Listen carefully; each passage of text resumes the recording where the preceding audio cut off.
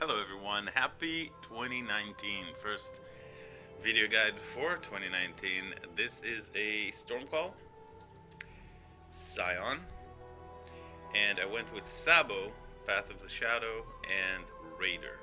So Stormcall is a pretty nice skill. I've already had a Stormcall Inquisitor back in 3.1, so about a year ago, and decided to revisit the skill because, well, they did bring in a new soft-looking kind of MTX to the skill, which actually looks pretty beautiful in my opinion, and because we found this insane triple Wrath Watcher's Eye. Yeah, so triple Wrath Eye hype. We got that crit while Wrath, increased lightning damage while Wrath, and Ellie Pen while Wrath. There was a clip of that. The entire community is aware of that jewel, and we can leave a link to that clip in the the moment we dropped it off of Uber Elder. Indeed, once in a lifetime drop, and decided to make a lightning build, and Stormcall has always been kind of like my favorite. So this is a self-cast Stormcaller, and we're going to be destroying enemies with this. Let's go through the setup. Stormcall has a very powerful Val Stormcall, so when it comes to quality, the gem, it's just going to end up costing you way more. 20 quality, 21 Stormcall is like, there was one of them on PoE trade when I was looking, and it was basically something like, I think it was 7 Exalted Orbs. I picked up the 21 no quality for only 53 chaos, so there you go. And the difference is 10% increased area of effect. It's not even area damage, so it doesn't even give you more damage. But what you could do, since Allra is now a part of the game, level up some Stormcall to 2020, and when you get the chance, double corrupt the gem in the temple. Maybe you get a 21 in Val. That's potential double corruption that can happen. Quite rare. I've had one that just turned it into Val 2020. Feels kind of monka, but hey, that's what we had.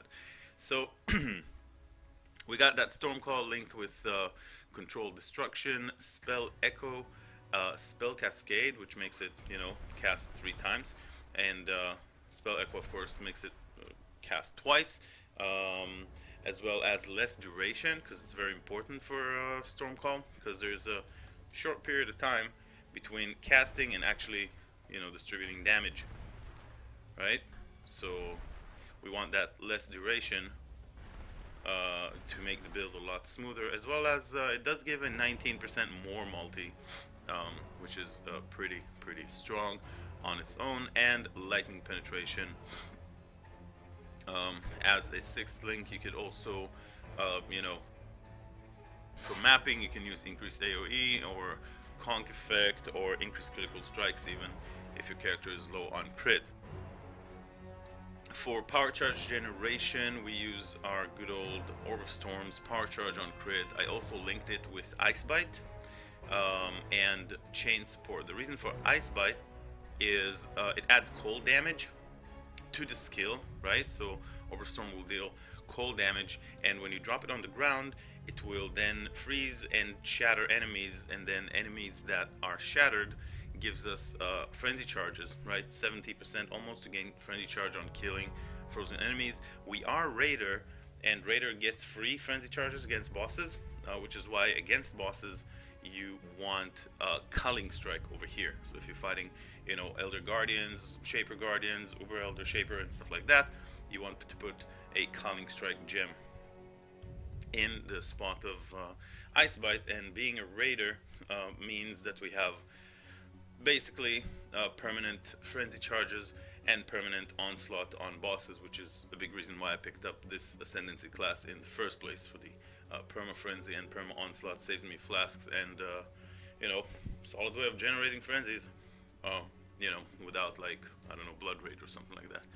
So Ice Bite to make it cold and generate these charges. Chain, simply so it will chain and spread to more enemies that will then also be chilled, frozen, and generate our frenzy charges. And power charge on crit is how we generate power charges with the Orb of Storms. Other links, we got our Flame Dash, Arcane Surge, and faster casting. So whenever we cast our Arcane Surge, we will get, whenever we cast our Flame Dash, we'll get our Frenzies, our Arcane Surge buff, which will give us more spell damage, more cast speed, and cast when damage taken, Immortal Call with increased duration, and Vortex, because it's nice to chill enemies all around with a big AoE of Vortex. The Boots enchant, you can get Elemental Penetration, you can get, crit if you haven't killed recently for bosses, you can get attack and cast speed if you've killed recently. This is what I got. Kind of unfortunate, twice enchanted. Maybe I'll do a lab and try and get an enchant. But chances are I won't, but we'll see. For the gloves, I picked just Shaper gloves that have the hybrid faster casting and cast speed, because we do want cast speed for the build, and we are able to get that through Shaper gloves, and crafted some life. It also had a nice life roll, so those are basically just life, cast speed, a little bit of light res for our Wise Oak. For the belt, I actually ended up buying this insane belt for this build with just increased lightning damage, elemental damage, life double resist, Stygian Vise, which is of course a fossil crafted helmet, fossil crafted belt, for about 2 exalts. After trying, I guess maybe 3 exalts worth of crafting attempts on a belt like this, I didn't get what I wanted, but we were luckily able to find exactly what we wanted in PRA trades, so that's a very solid belt for the build.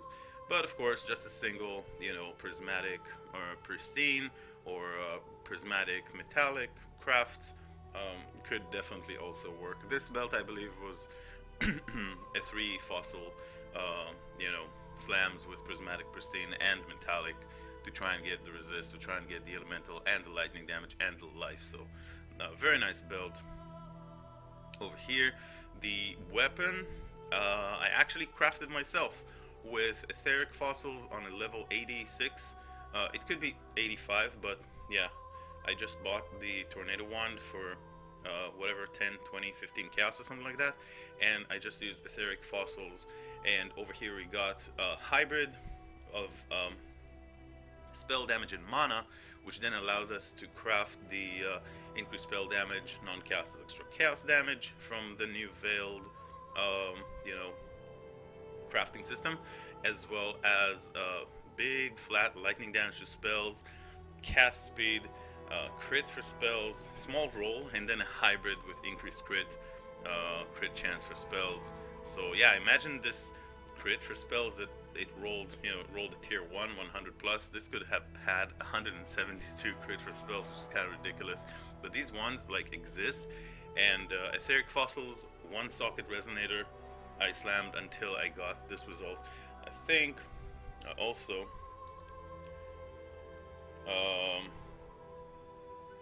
yeah, there's also this one right here, crit for spells, lightning damage, cast speed, and flat lightning for spells on a wand. Yeah, I tried several, and this is what I got over here and over here. Strictly Shapers, because I wanted to hit that crit for spells and hybrid increased critical strikes, because these are just Shaper mods. Only with Shaper you can get those things. And I was also hoping for something like Elemental as extra chaos damage, which is also a Shaper mod that I could have gotten theoretically instead of spell damage max mana hybrid. You could also get another prefix, Elemental as extra chaos, but this is what we got. It's a very, very solid weapon on its own. Oh yeah, Shaper wands also can get negative light res, right? Damage penetrates X resistances, so. For the rings, we are using Mark of the Shaper with an Elder ring that also I crafted that gives us Warlord's Mark on hit, some resists, some life crafted, and pretty solid overall. And one last word on the helmet. It is quite an insane helmet because I bought the base for 1 exalt. It was an Elder base, but the Elder doesn't matter really here. What you want to hit is exactly what I hit, which is pristine metallic fossil slams with fossils, right?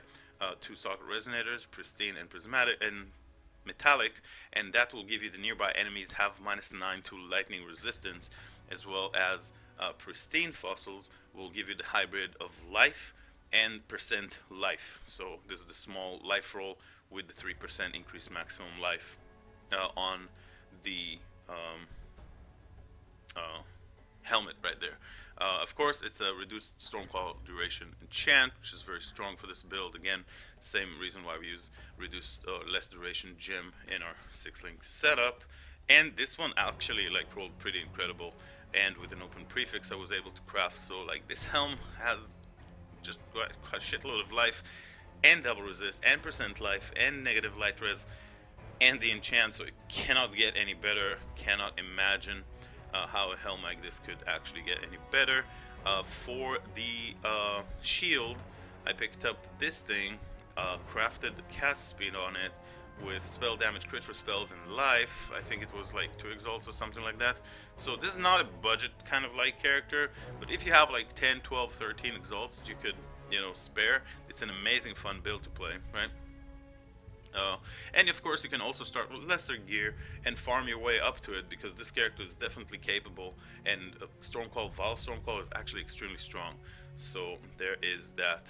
For the chest, I'm farming the Fungal Hollow map, right? And there's a divination set called Emperor of Purity that you get off of this one, and I got a 6-link Holy Chainmail, or maybe it wasn't Lorcade. Wait, has to be a Holy Chainmail. Oh no, I'm mixing it up. Forget about it. This I actually dropped. It was a 6-link natural dropped in one of the delves. Yeah, I remember now. And it was eye level 83. These will give you eye level 60 chainmail 6-link. That's a different one. Okay, you can still fossil craft it, and it requires level 35. And actually hit pretty nice chest last time I tried crafting it, because you know you get these sets when you're farming this map regularly. You get like continuously 6-link every couple of days or so when you're farming those, because they're not that rare, the Emperor Purity cards. And yeah, so found this pristine, prismatic, sanctified is what I was using. I had a few sanctified fossils, so 3 socket resonator crafts, and that's what I got. So double resist, just, I mean, it's ridiculous, right? So we hit that life and hybrid life roll. Sanctified, so pristine gives you the max life, increased max life, right? Prismatic, just to try and get some resistances, and then sanctified makes your rolls lucky, all right, or gives a higher chance of making your rolls lucky, which is kind of like how I believe that we got 89 out of 89 life, and we got 40 out of 40 life, and then 5 out of maximum life, 3 to 5, and the strength rolled high. So there's like 4 rolls here that rolled relatively high or perfect rolls because of these sanctified fossils. Those are kind of expensive, and I don't usually recommend doing it unless you feel like doing it and you have a few. I don't really recommend buying them. So yeah, that's what I did. Just prismatic, pristine, and sanctified fossils. Got this incredible chest. Tried to sell it for a few days for like 10 exalts. Nobody bought it, and then I decided let's just build around it. And of course there was a prefix here with max life, increased max mana.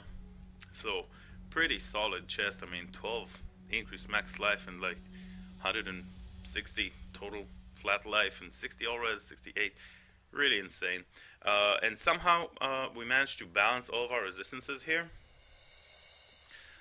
This is how we built the character. So we also have a Wise Oak. And last, we're going to talk about the Solstice Vigil. Is an amulet that was recently introduced in 3.5, I believe, and it makes temp chains have 100% reduced mana reservation. I just played with temp chains on the cultist, and it does feel awesome, because just everything is slowed around you, even without being a cultist, and all the curse effect temp chains we have over here is actually very, very potent with the blasphemy, right?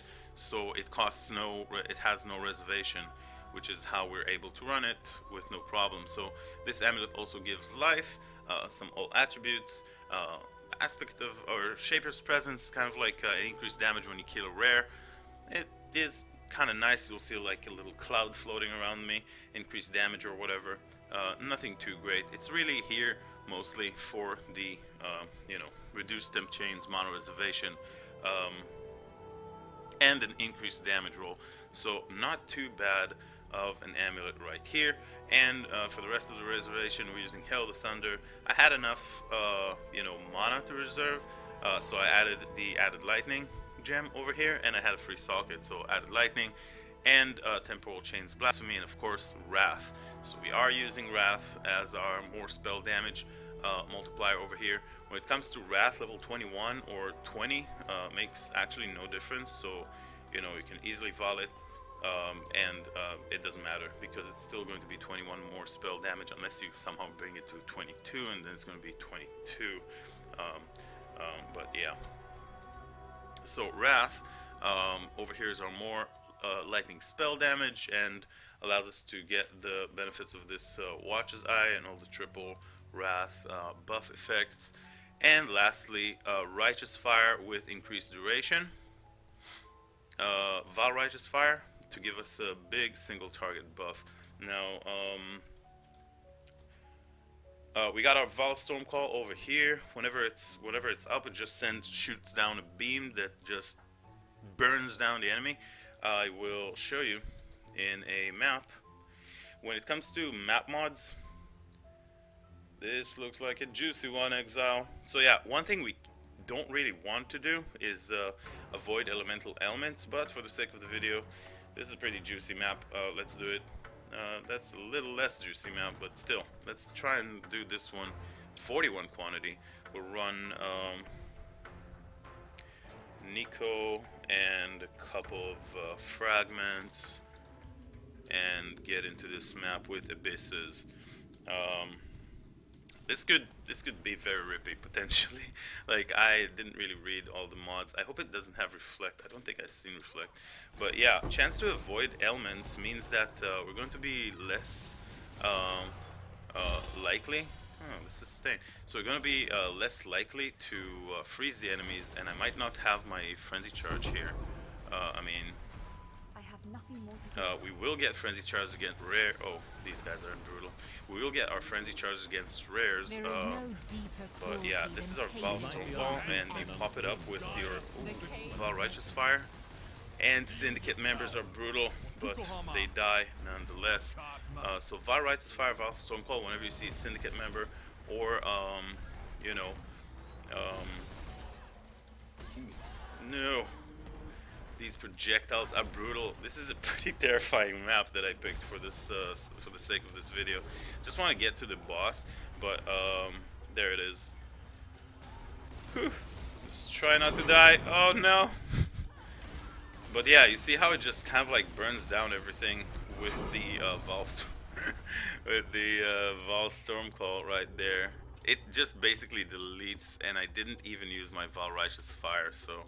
Just for you guys to kind of like see a demonstration of single target with Val Stormcall. It's actually insane how much damage it's actually doing. Mission complete. Rip the single node scarab. Yeah, so once you get your frenzy charges, you also get your onslaught, right? Because radar.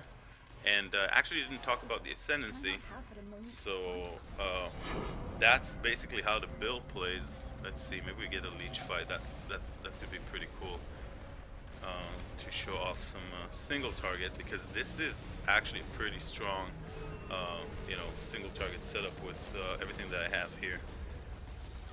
And yeah, you can always pop. Oh, nice leech. That would be pretty sweet. Please? No. Rip. So, yeah, kind of unfortunate, but hey, you know, just hey. So, yeah. In a map like this with 90% chance, normally I don't do it. It's just like it's corrupted, and I still want to run it because it's, I mean, it's a juicy high quantity map, right? I have like 120 quantity, big pack size because of the 8 mods corruption. I dropped it off of Delve, right? There is ooh, who are you? There's some beyond. I didn't even realize there's beyond in this map. I just kind of went in. Good thing it wasn't reflect. I think I did notice if there was reflect. So reduced duration makes it so that the soul prevention time is actually shortened for your Val Stormcall, and it's something you should take note of because your Val Righteous Fire and your Val Stormcall are not going to have the same time of recharging, right, for you to be able to cast it. So for normal mapping, I just use I spam the Val Stormcall like kind of constantly whenever I see a rare monster, because it's basically up all the time. You know, just like you use it and then a few seconds later it's just up and you know, usable. So 6 monsters left, sweet. So you know, you basically just spam it, but your Val Righteous Fire, the soul prevention gain time is actually going to be a bit longer.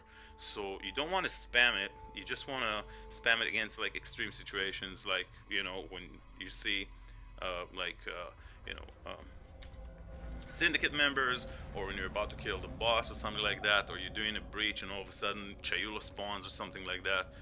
That's when you will want to, you know, that's when you will want to, no trouble in that dark little cage. yeah, to pop your Val Righteous Fire. We are just interrogating everybody. Truly a savage beast. So yeah, this is the build guide. I hope, wait, no, a couple more things. We want to talk about the Ascendancy. So the Ascendancy, I picked Saboteur because of the 25% chance to blind enemy on hit, mostly, because it gives us a chance to blind, which halves enemies' chance to hit. Just like the Saboteur node gives nearby enemies, this is a lesser effect of the Ascendancy node on Scion, and it gives us increased area effect, and gives us damage penetration. The trap regeneration, life regeneration, and mine life regeneration is irrelevant for us because we're not using it here, so that's something to note.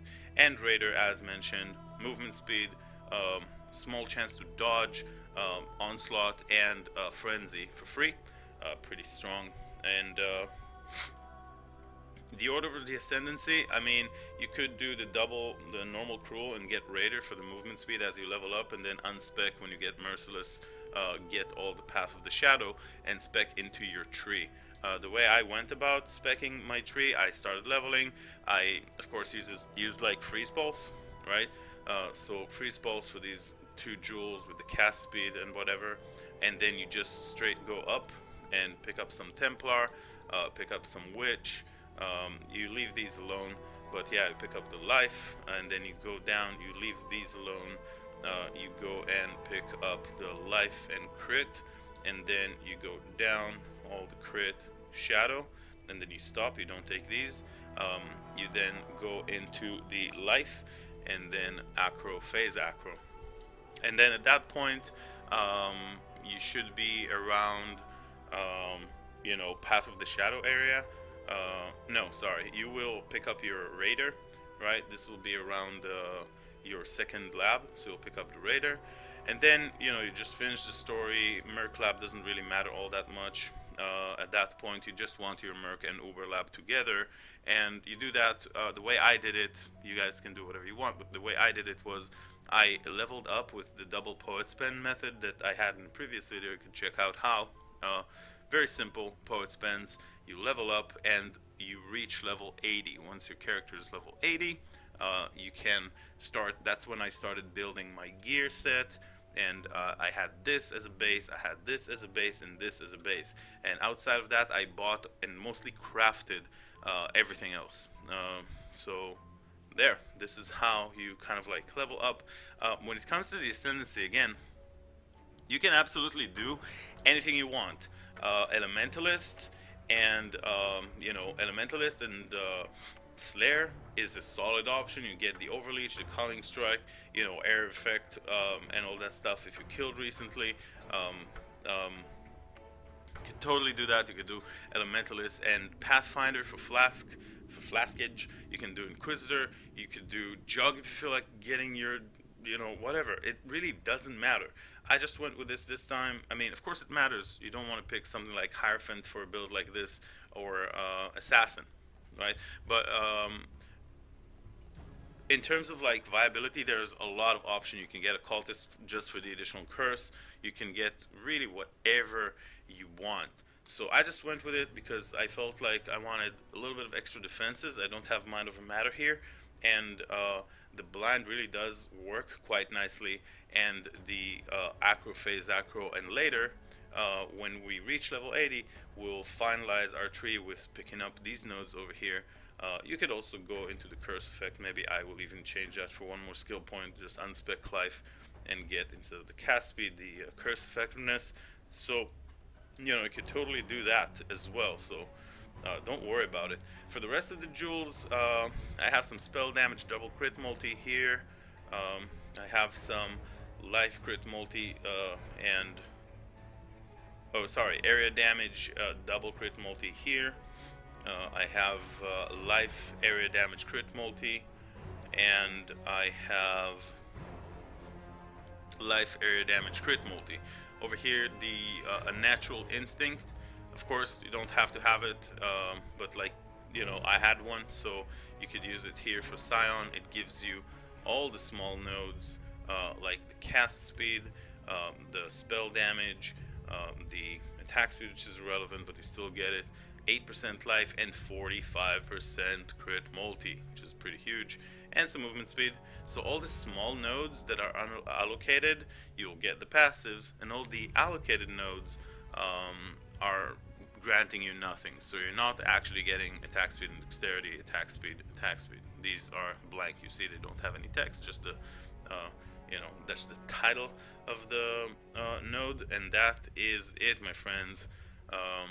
When it comes to everything I believe we talked about. Later this week, maybe we will kill Uber Elder and I'll have a video for you, but maybe not. I'm pretty convinced this build can do all the content in the game,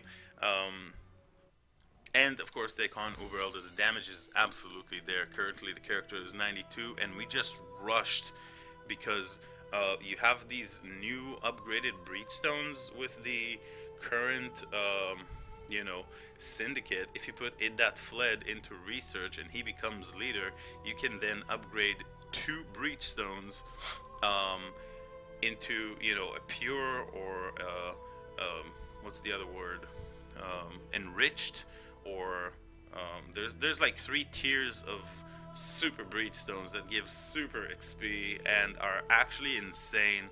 Kind of overpowered. I'll be surprised if they'll stay in the game, because that's how people level up right now. That's like kind of like the meta. Let's reach level 100 in like 2 days, or like 1 day, or like 5 hours, because the XP there, it's actually ridiculous. Okay, so this is kind of like how I did it a little bit. I had like just 2 breachstones, but I leveled up 4 times from like 83 to 87. So it was just 2 breachstones and just like leveled up 4 times. It was kind of ridiculous. And outside of that, the normal breachstones, of course, always give really good XP when you're like level 70. Just killed what's his name, and I did all the pantheons. Just a little bit of a check mark on every single pantheon upgraded with divine vessels, because it's kind of like a nice trip across the atlas that you're taking when your character first reaches maps. That's it, I promise. Nothing else to say about this character. Oh yeah, this jewel. Crafted, by the way. Cold damage while shield, tier 1 life, lightning damage, and I exalted the avoid being chilled, avoid being frozen. Obviously kind of useless. That is all. Okay, I promise. Did I forget something? Take care, everybody, and I'll see you guys next time. Everything is working. This build is actually pretty solid, and you're most invited to join the daily streams to check this guy out for in action, because I don't know, next week maybe we're going to start a new one. It's already Wednesday, or yeah, so I've been told. Happy New Year's, thanks for watching.